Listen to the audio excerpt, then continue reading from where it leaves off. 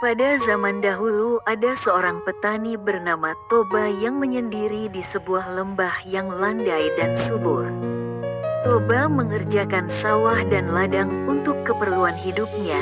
Selain mengerjakan ladangnya, terkadang Toba pergi memancing ikan ke sungai yang berada tak jauh dari rumahnya. Pada suatu sore setelah pulang dari ladang, Toba langsung pergi ke sungai untuk memancing. Tidak berapa lama tiba-tiba pancing itu disambar ikan yang langsung menarik pancing itu jauh ke tengah sungai. Hati Toba menjadi gembira karena Toba tahu bahwa ikan yang menyambar pancingnya itu adalah ikan yang besar.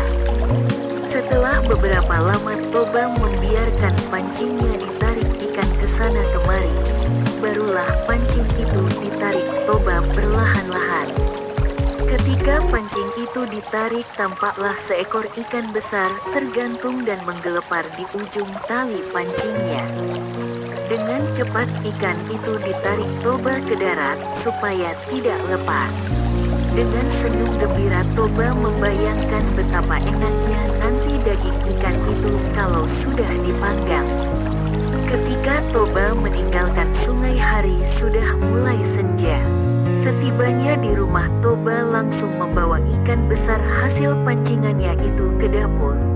Ketika Toba hendak menyalakan api untuk memanggang ikan itu, ternyata kayu bakar di dapur sudah habis. Toba segera keluar rumah untuk mencari potongan kayu bakar. Pada saat Toba di dapur, Toba terkejut sekali karena ikan besar sudah tidak ada lagi.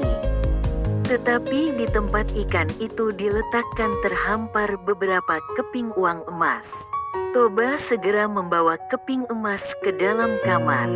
Ketika Toba membuka pintu kamar, tiba-tiba Toba kaget. Di dalam kamar itu berdiri seorang perempuan cantik dengan rambut panjang terurai. Toba menjadi sangat kaget karena wajah perempuan yang berdiri di hadapannya luar biasa cantik. Toba diajak perempuan itu menemaninya di dapur karena dia memasak nasi untuk mereka. Sambil menunggu nasi masak, diceritakan oleh perempuan itu bahwa perempuan itu adalah penjelmaan dari ikan besar yang tadi didapat Toba ketika memancing di sungai. Beberapa minggu perempuan cantik itu tinggal serumah bersama Toba. Pada suatu hari Toba melamar perempuan tersebut untuk jadi istrinya.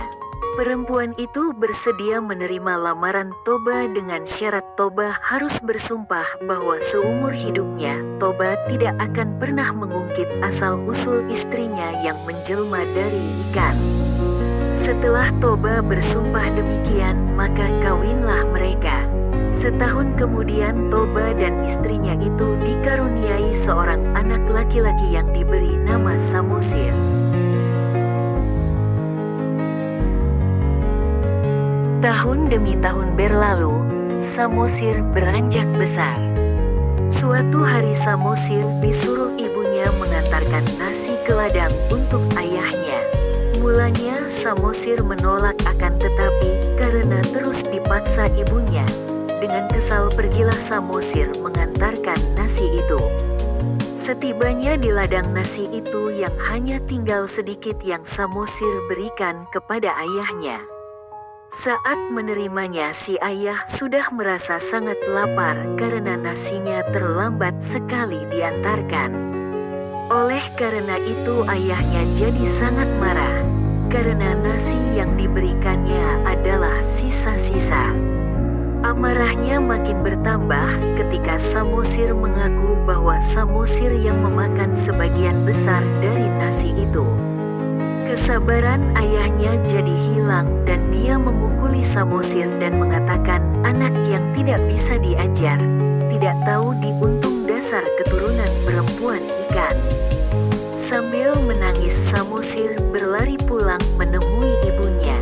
Di rumah kepada ibunya Samosir adukan bahwa Samosir dipukuli oleh ayahnya. Semua kata-kata makian ayahnya kepada Samosir diceritakan semua. Mendengar cerita dari Samosir, ibunya sedih sekali. terutama karena suaminya sudah melanggar sumpahnya. Si ibu menyuruh Samosir agar segera pergi mendaki bukit yang terletak tidak begitu jauh dari rumah mereka dan memanjat pohon kayu tertinggi yang terdapat di puncak bukit itu. Ketika tampak oleh ibunya, Samosir sudah hampir sampai ke puncak pohon kayu yang dipanjatnya di atas bukit.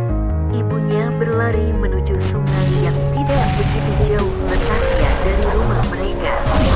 Ketika ibunya tiba di tepi sungai, kilat menyambar disertai angin yang menggelegar. Sesaat kemudian ibunya melompat ke dalam sungai dan tiba-tiba berubah menjadi seekor ikan besar. Pada saat yang sama sungai itu pun banjir besar dan turun pula hujan yang sangat lebat. Beberapa waktu kemudian air sungai itu sudah meluap kemana-mana dan tergenanglah lembah tempat sungai itu mengalir. Toba tak bisa menyelamatkan dirinya. Toba mati tenggelam oleh genangan air. Lama-kelamaan genangan air itu semakin luas dan berubah menjadi danau yang sangat besar, dan kemudian hari dinamakan Danau Toba, sedangkan pulau kecil di tengah-tengahnya diberi nama Pulau Samosir.